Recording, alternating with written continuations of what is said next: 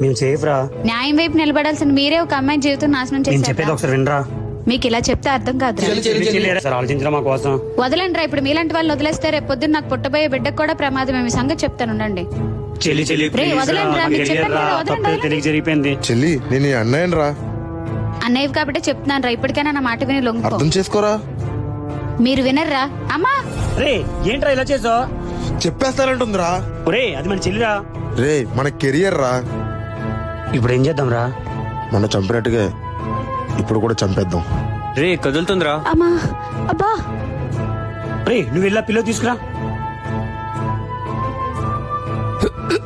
రే మామ మామ ఏమైందిరా? రే మామ నీకేమైందిరా? రే రే మామ లేకండ్రా రే. మీరు ఇలాంటి ఎదవలని తెలిసే మీరు ఇందాక తిన్న దాంట్లో పాయిజన్ కలిపాను రా. ఆఖరికి నన్ను కూడా చంపేద్దాం అనుకున్నావు కదరా. ఎంత పని చేసావే. వదలరా, వదులు. నీలాంటి వాడిని అన్నయ్యని చెప్పుకోవడానికి సిగ్గేస్తుంది.